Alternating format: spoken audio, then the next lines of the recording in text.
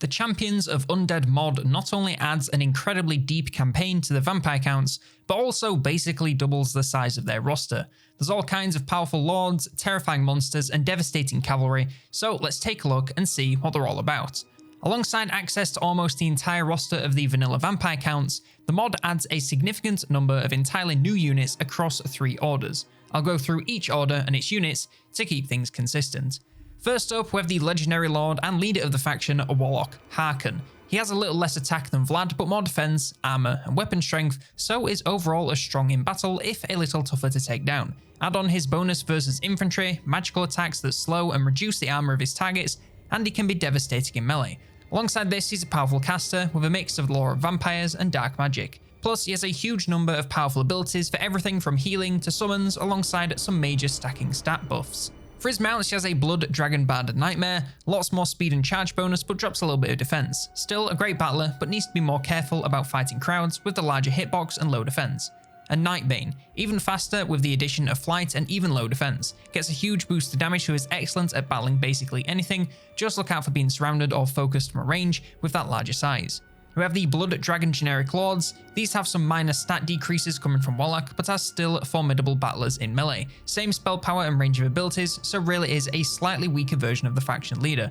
For their mounts, they have the Blood Dragon Bard Nightmare and the Blood Dragon Zombie Dragon, which is a slightly weaker version of Nightbane, but can perform the same job, just a little worse. For the heroes, we have Khaled al-Muntasir. This guy is a real jack of all trades. He's about as strong in melee as Manfred, but also has a shield for some ranged defense. He's about as strong as an Empire Huntsman General in the range department, but with a little bit more of an explosive kick. He even has an upgraded invocation to heal a target unit, whilst also providing damage resist, plus a bunch of powerful abilities to upgrade every aspect of what I just mentioned. You'll struggle to use him badly, so just put him where you need him, whether that's melee against low armor infantry, ranged power against clumps, or supportive healing. For his mounts, he has an R&B Nightmare, which grants him more speed and charge bonus but a little less ammo. Can be used pretty much the same, just watch out for that hitbox. And the captured Kemrian War Sphinx. A little slower, but a huge boost to the melee department with massive armor-piercing weapon strength. Now a powerful monster you'll want on the front lines, since you'll get tons of value alongside firing the whole time and being in a strong position to cast. The Black Grail Knights are technically a full unit more so than a hero, but that's where they put them in the unit selection, so don't blame me. They actually have very similar stats to the White Kings in terms of melee, with defense being a little lower, but attack being a lot higher. Of course, damage is heavily reduced, but there are 12 of them, so in reality, they won't struggle at all. They're just really solid frontlines heavy infantry that probably want some form of protection unit to keep their small unit size from being overwhelmed. They can ride the Black Grail Knight Barded Mare, which grants them more speed and charge bonus, but about the same in melee. And they're now a heavy cav unit, so charge with care and don't let them get surrounded. They also have the Skeletal Hippogriff Revenants, even faster and even heavier with a devastating charge and massive armor-piercing damage, not to mention flight, an extremely deadly shock cav that should break most targets on impact, but have more than enough power to finish off anything else that remains. We also have Abarash, and technically this guy can be a lord or a hero depending on your campaign choices, and if he's a lord he's basically the same but gets a boost to armor, HP, melee and damage. As a hero he's still a strong pick and has a variety of specialities depending on which gear you choose for him. No matter what, he has a powerful set of abilities from a lore all his own for healing and damage in equal measures. Sword and Shield is decent frontlines bulwark without much damage but extremely sturdy. The Polearm grants him improved melee stats with a bonus versus large but no shield, so more vulnerable to missiles. The Two-Handed Axe is about the same as the Polearm. The Two-Handed Sword grants improved armor-piercing anti-infantry damage, and the Spear and the Mace is about the same as the Polearm but is stronger when battling casters. Rabe von Stahl is honestly not all that different to Abarash, just a little slower and stronger in melee right out the gate. Still has his own set of powerful spells and abilities for plenty of extra damage and healing. He can ride the Necroarch's Gift. This grants him more speed and charge bonus as well as improved melee stats. Still a great battler, but now a lot faster and a little bigger. The last Castellan is another similar hero that's a great frontlines fighter with some slight stat tweaks from the last one. Strong battler, good spells and lots of abilities for basically everything. He can ride the Risen Hippogriff, which grants him a lot more speed and flight alongside a nice boost to charge bonus and damage. He's now a flying melee powerhouse, just be cautious of getting pinned down. We also have Mikhail Harkon, who's a little faster but otherwise statistically identical to the last Castellan, and he can also ride a Risen Hippogriff. Tiberius Kale is back to being a footlord, or a hero in this case. Excellent frontlines power with great melee stats and damage, super tough and has a bunch of spells and abilities for all kinds of goodies. he can ride the Doom Wolf Pack Alpha, which grants him lots more speed, attack and damage, both in weapon and charge. He has a little less defense and a lot bigger of a hitbox, so as always, use with caution. The melee infantry, we have the Blood Dragon Neophyte Warriors. Coming from the Great Weapons Graveguard, they have stat improvements to everything but armor, and they're nothing to be scoffed at. Very strong melee stats and great damage, but this all comes at the cost of being a much smaller unit size. They won't be excellent line holders and will still take some hits even with that high defense, but they'll deal a ton of damage to any infantry you put in front of them. The Blood Dragon Veterans drop some attack and entities to gain a bonus versus large. The even small unit size does make them quite susceptible to being swarmed, but if they can focus on a larger target like a single entity monster, they should shred it to pieces in moments. For the cavalry, we have the Blood Dragon Knights. These seemingly replace regular Blood Knights and come with an extremely strong stat card, very high charge bonus alongside strong melee stats, and armor-piercing anti-infantry damage. This all makes them excellent for charging into any kind of infantry, whether that's the back or the front lines. Once there, they'll also do a decent job in sustained melee, just be cautious of leaving them around high armor-piercing as they can be pinned down and focused with these smaller entity counts. The Phantoms of Bloodkeep are technically a summonable unit available to a few lords and heroes. They're very similar to Blood Dragon Knights, but gain some slight melee improvements at the cost of all their armor.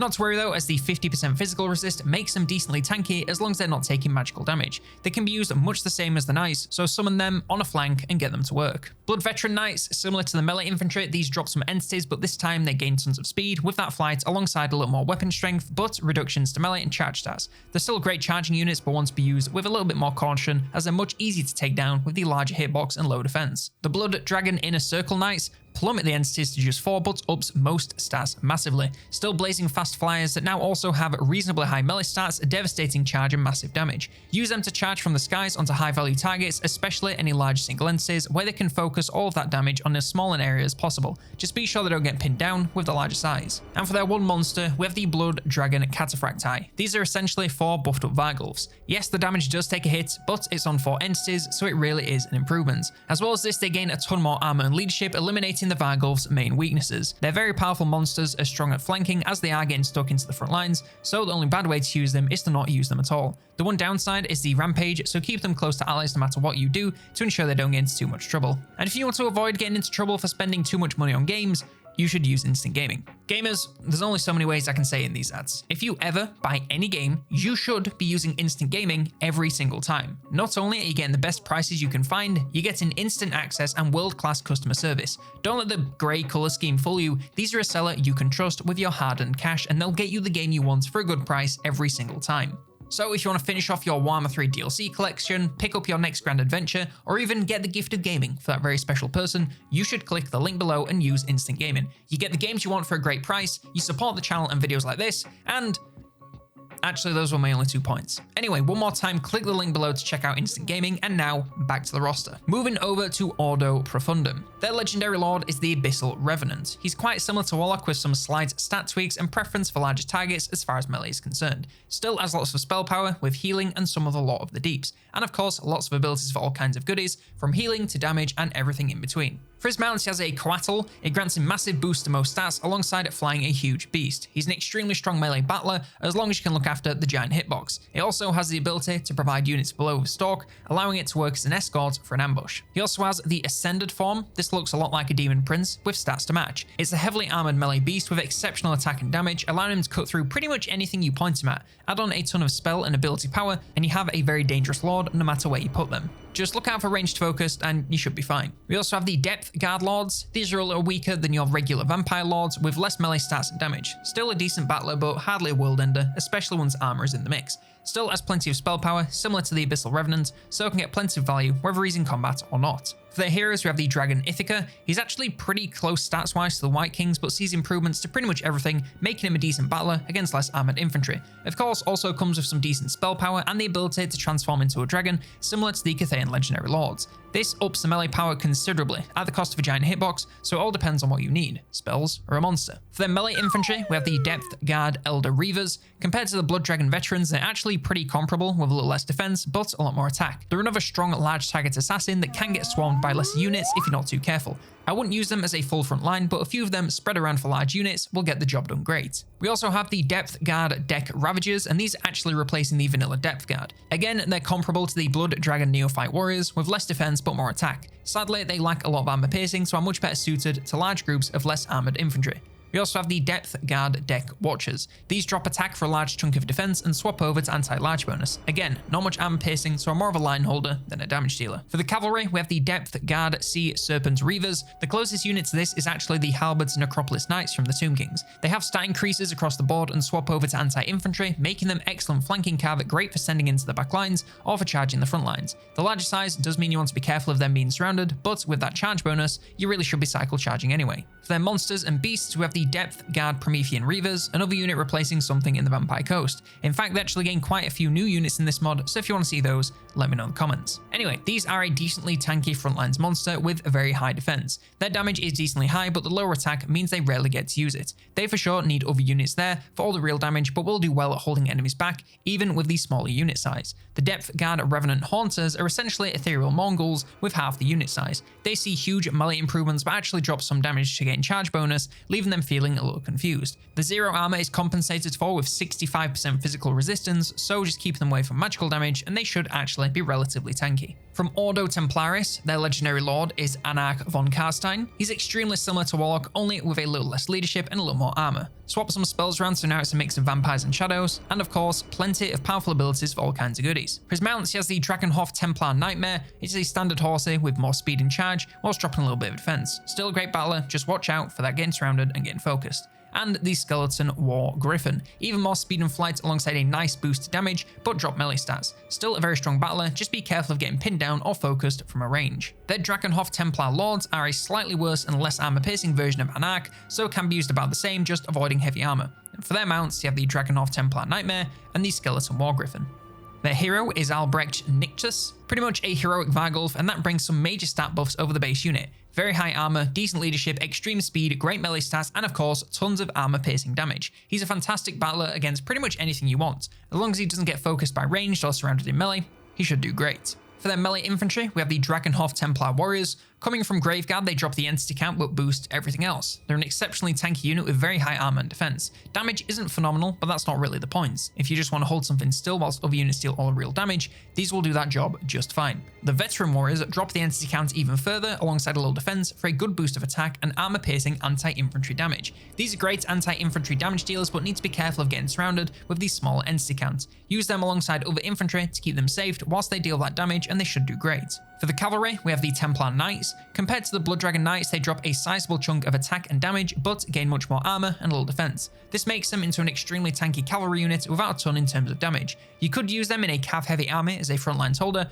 but outside of that, the only real use would be taking on less armored back lines. The Demigryph Knights drop the entity count to gain some more attack and damage alongside being exceptionally fast. With that charge bonus, they want to do as much charging as possible. That said, their melee stats are decent enough for some sustained fighting. Just keep an eye on them as they're not the highest, and the small entity count means they're vulnerable to being overwhelmed. The Inner Circle Knights are similar to the Blood Dragon version, but less speed and armor piercing, but a little more attack. Like the Templar Knights, this leaves them in a bit of a weird spot, but even more so here as they don't really have a lot of defense either. Again, they're strong versus backlines and that charge bonus can cover a lot of problems, but the lower weapon strength does limit them somewhat. And lastly, their monster is the Drakenhof Templar Sky Reavers. Similar to the Cataphracti, but drops a number of stats to gain speed and devastating flanker. This makes them much stronger at charging the flanks and sustained combat, so try to focus on this as much as possible. Still a strong monster, but a lot more specific than the Blood Dragon version. And now we have everyone else who doesn't fit into an order.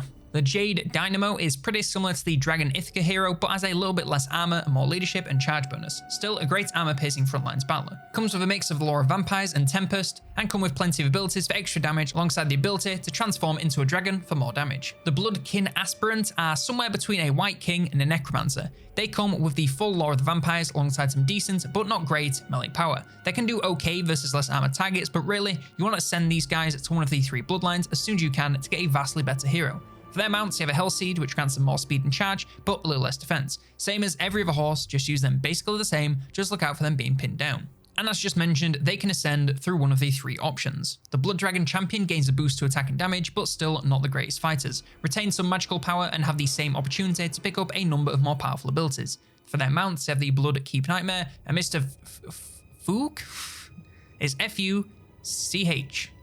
I don't know. Pretty much just a zombie dragon. For the Drakenhof Templar Champion, improves attack and defense alongside getting a nice boost to armor piercing damage. Now a much more powerful battler alongside being able to use a limited selection from the Laws of Vampire and Shadows. And for their mounts, you have the Drakenhof Nightmare and the Skeletal Manticore.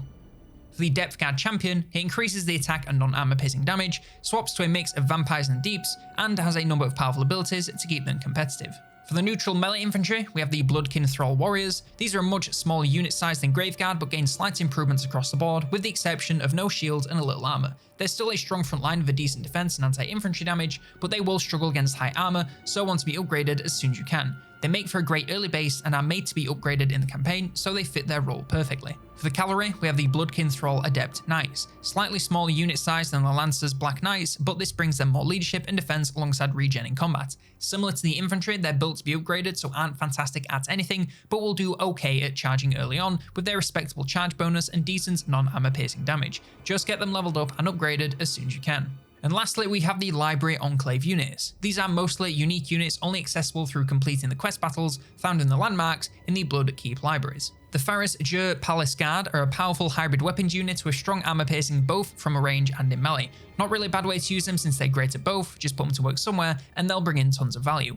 The Faris Jur Warlocks are basically the same thing in cav form, so the same advice, only now they're a little bit faster but worse at surviving in melee. The Jade Ronin is a small unit size but very hard hitting greatsword unit with high armor piercing anti-infantry damage. Probably want some other infantry to hide in with the small unit size, but can do a ton of damage and honestly survive decently well with high armor and defense. The Jade Ronin Kindling Riders, again the same thing but mounted. This drops their defensive stats but ups the damage, making them extremely strong at charging, then sticking around to mop up what's left. The Oathbound Revenants are pretty much buffed up Blood Dragon Knights, making them better across the board but a much smaller unit size. Works best for very focused charges against infantry to break a single target as fast as possible. Relatively tough but keep them moving so they don't get pinned down. The Doomwolf Knights are a very small but heavy cav with high charging damage but not the greatest defense. They want to be charging constantly to keep them safe and maximize damage. The Empty Dead are a very small entity count heavy infantry with great stats all round. Very high anti-large damage makes them great at being giant killers. Defense could be better, especially considering their smaller size, so keep them protected as much as possible.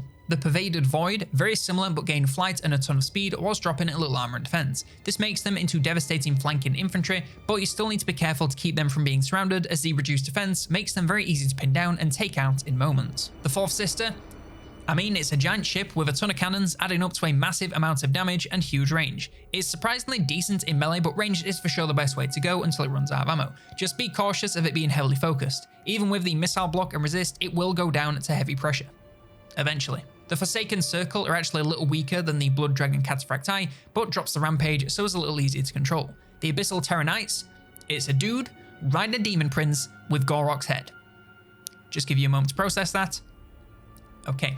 In practice, it's a powerful single entity monster with very high anti-large damage, but in reality, it can take on most melee opponents and do great work. Just be cautious of ranged focus with that large hitbox and moderate armor. The Fleshwalker Mongrels are basically improved armored fleshhounds, giving them a nice boost to armor piercing and turning them into real flanking threats with high speed. The bonus is versus large, making them strong cav hunters, but honestly, they can go for most things on the backline and do great. Maybe just avoid front lines with the low defense.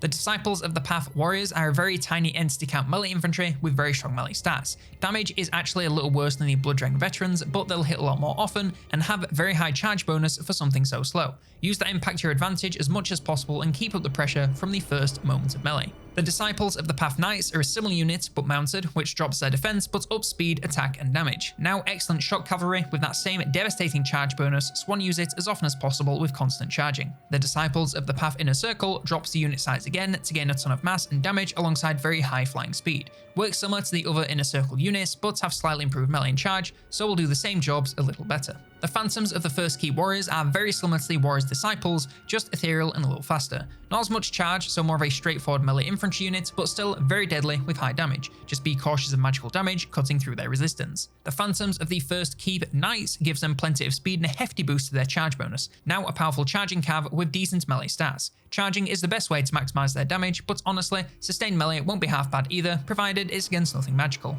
And lastly, the Black Grail Squires are pretty much an improved halberd graveguard unit with improvements to everything but armor. A very strong line holder with okay damage but nothing crazy with the lower attack. Work best to hold enemies in place, for others to do all the real damage. Now to close us out with a little bit of a mod review. This mod really is the whole package. Whilst there's not an overwhelming number of units added, the ones that are here feel very focused on achieving specific goals. Of course, the focus is more on cavalry than anything else, so if you're not down with that, you may feel a little bit put off. but even so, these are some of the most unique and powerful cav units in the game, so are worth trying for anyone. The 3 orders of vampires each have their own clear specialities and playstyles, which I very much enjoy. When paired with the recruitment and upgrade method in the campaign, it works great to build each of them up depending on your lord and army. The large number of library enclave units is another fun touch and gives you lots to unlock as you travel the map. You'll never not be unlocking new toys to play with all the way through the campaign, and I love that. I think the one major weakness of the modded units is their entity count. If you run a full endgame army with all of these units, you're going to have a very small head count, which leaves them vulnerable to being swarmed by less units. With the capacity system in campaign, it seems like you're really meant to use these as your elite troops alongside some less units, so it's not too much of a problem, but still, if you wanted to really max out an army, it's a shame you'd have to choose between bringing some worse units intentionally or being heavily outnumbered. Yeah, balance and all that, so I can't complain too much, but I'm a YouTuber. It's kind of what we do. All in all, campaign and battle together, this is a truly brilliant mod that I very much enjoyed playing. Yes, it can be a little overwhelming the first time you boot it up, but once you get the hang of it, it's a real blast to play, and I highly recommend it to anyone, but in particular, my fellow Vampire Counts lovers who have been waiting close to a decade for a single update. Stay strong, brothers and sisters. Our time will come. Maybe. We'll see. Anyway, that's all you have from me on the Champions of Undeath mod. What do you think of the mod? Let me know in the comments below. Like, subscribe, and if you want more Warhammer 3 mod videos, then check out this one, all about the campaign side of the mod.